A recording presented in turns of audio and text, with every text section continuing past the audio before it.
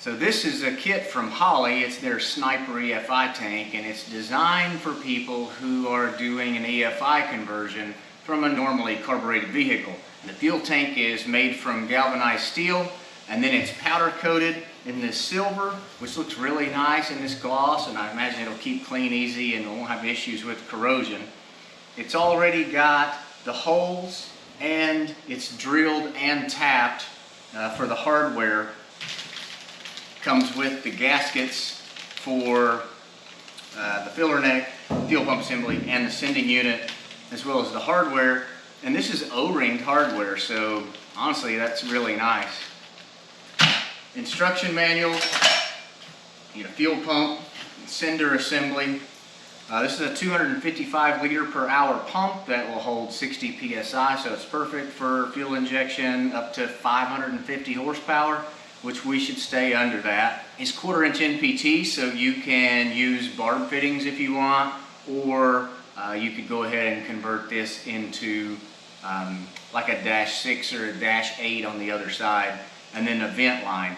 Also comes with this rollover check valve. The wiring is already here for the pump, and then you thread it through these fittings and they'll cinch down and make that watertight, I guess. This is a universal setup, so it's kind of cut to fit where you need to put this fuel pump in here, which we won't install any of the stuff into this tank until the tank is first inside our frame, and that'll give us a nice workspace, and there won't be a lot of banging around once we've installed the tank that may damage any of this.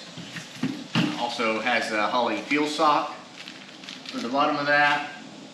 Then here's it's kind of a universal adjustable sending unit assembly that will work with the right ohm range for Ford gauges, maybe any gauges for all that is. And then it looks like there's instructions for this alone, which of course this will mount in here, and we'll make sure that it has the right range of travel, cut to fit, and then adjustable on the bracket. One of the things that's pretty neat about this is it has a 4.3 liter, basically like a little reservoir built inside the tank, and it's located in the center of the tank, so you're not going to starve for fuel if you're low on fuel and you make a lot of hard cornering, braking, or acceleration, and then you aerate or don't have any fuel going into your pumps.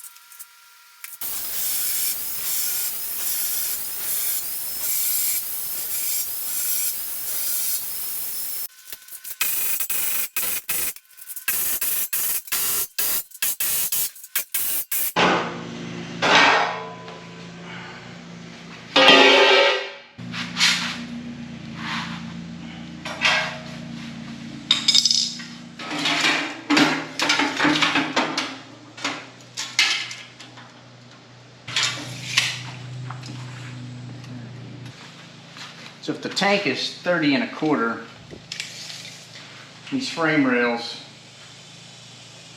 come up to be just shy of 29 3/4 distance in between them. So basically we just need to cut 3/8 of an inch off of both the inside of these rails. The hope is to set the tank low enough, which as long as we don't exceed a raised height of more than an inch 1.25 inside here, the top of the fuel tank we won't need to trim the upper fuel rails, which leaves us that structural rigidity, but it'll also keep us from having a tank taller than the top of the frame rails. So that leaves us just enough room to run the fuel supply and return lines under the bed of the truck, because you don't want to get that late in the game and then find out you got to move the tank down before the bed will sit on it without pinching your fuel supply.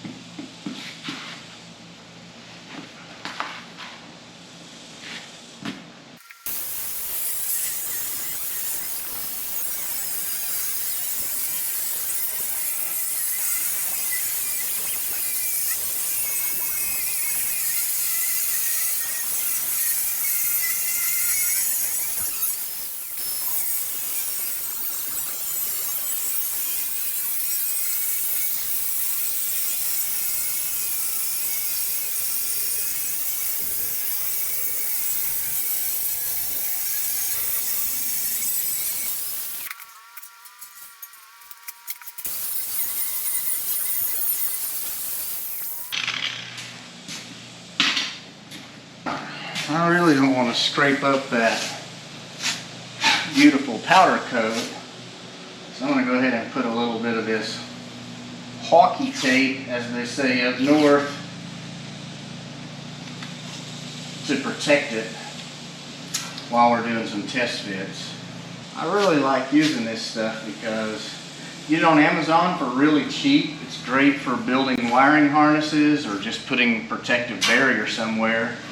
It doesn't tend to have a bad gooey surface to it, although this metal's probably pretty hot, so if any tape was going to get gooey, it'd be a perfect opportunity for it. All right.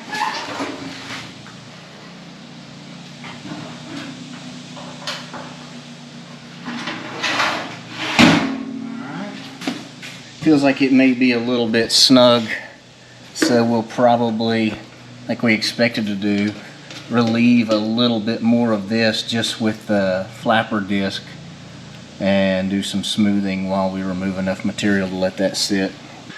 We're also going to have to trim some of this corner off, which there are spot welds to hold the two halves of this together, but this is the seal, so as long as we stay outside of this seal, we should be fine on notching this, because it does make contact with our subframe here. And I'm thinking we may just have like a 1/2 inch spacer that we put back here.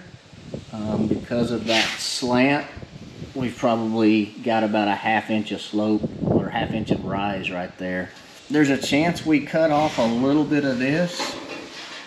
I don't want to get too overzealous in cutting on this tank until I know 100% that it has to be done.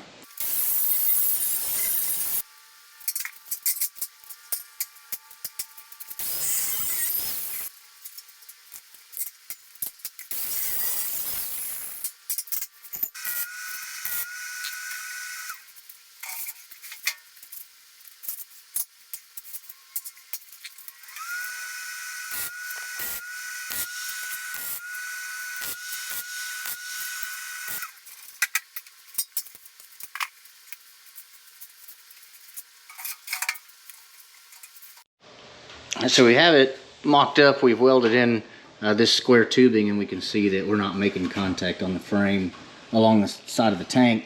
We did that on both sides. We also did the trimming we spoke about in the front to get the tank as far forward as we could get it. Still have plenty of clearance on the top. I did go verify on the bed today that there's probably 3/4 of an inch between the mounts and the bed floor worth of space, and the cross members are back here and then all the way to here. So by the time it reaches this point, there'll be room to run the hoses below that and tie them up towards the front. Of course, we want to choose a side pretty soon to attach those fuel lines to till they can get to the engine.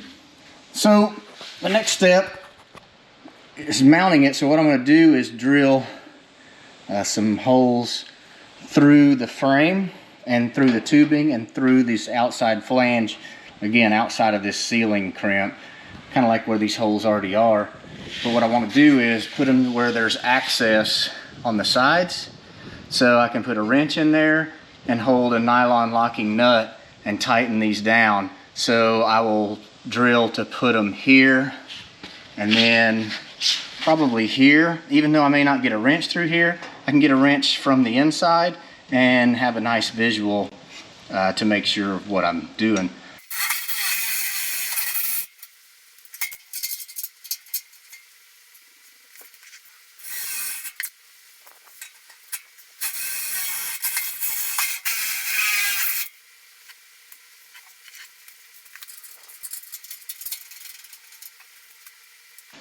Here's a little pro tip whenever you're drilling and bolting things. It really doesn't matter what it is.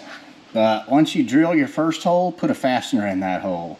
And then so on and so forth.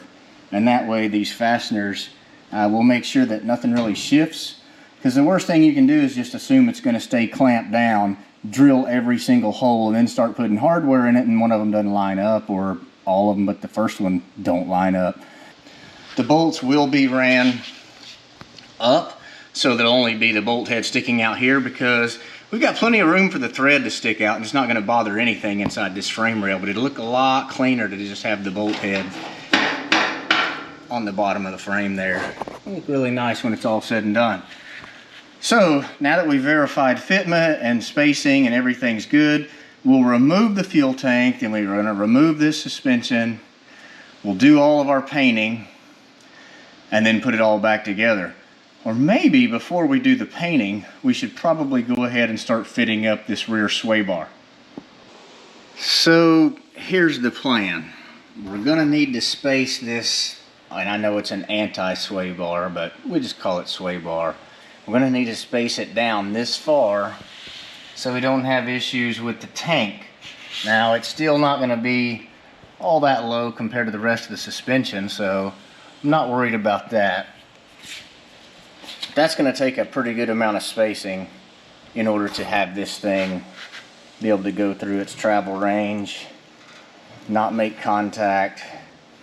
Also, we're going to need to take some space out of this. Otherwise, you're going to constantly have this angle which won't allow it to articulate properly.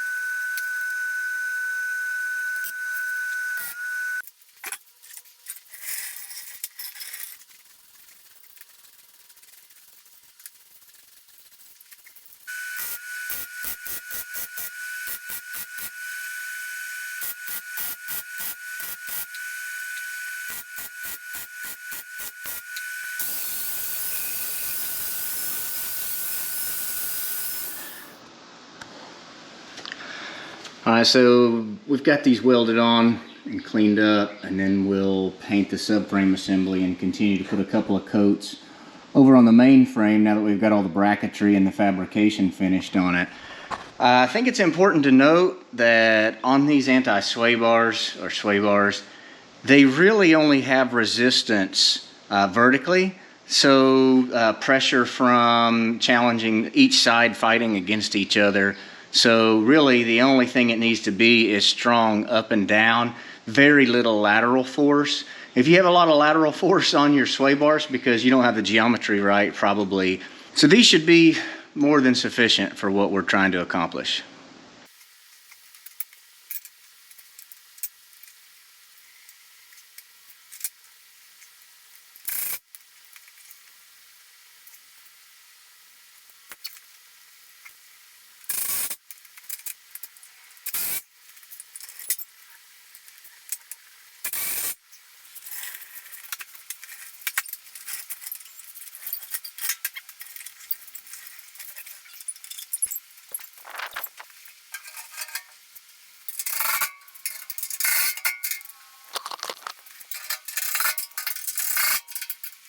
Alright, so this is the original sway bar link, and here's one that I've cut about 3 inches out of it to try to make up the difference of this extension that we added. What we're not going to do is install these links right now because there's still a lot of suspension work to do, and they'll just be in the way and they'll create a bind until we get the springs and the spindle and the hub and all that mess also welding the shock in place. So for now we'll leave these out. But we do have these options of the links that we need them to be. If you'll notice, we do have plenty of clearance because this travel of this sway bar is going to be in this range right here.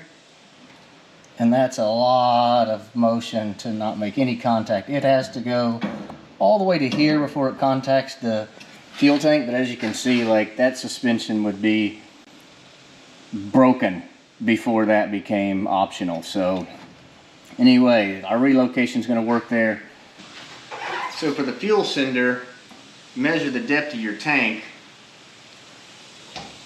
plus about 1/8 of an inch for your gasket, and then mount the pivot point for this float dead center. You can see it on the back, so it's nice to be able to mark the bracket and then recognize where that is. Then you install the float to where it'll stop that 1/8 inch below the base of this, so that means it'll be touching the bottom of the fuel tank, and then cut off the excess. And then put it in the tank, use the supplied gasket.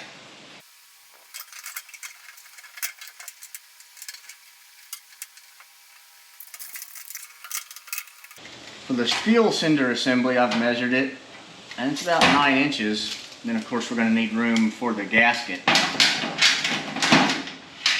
Also have to keep in mind the bottom of your pump is going to have a sock on it, so you're not going to want that to be smashed against the floor of your fuel tank. So we're going to subtract, like, of course, by the way, this is the supply line. So we're going to measure the total depth and then cut the supply line where we're going to overlap these two together. We're going to heat this first and then slide it over that sleeve, and that'll create a really good bond. And then we'll zip tie it to this return line and cut it off at an angle.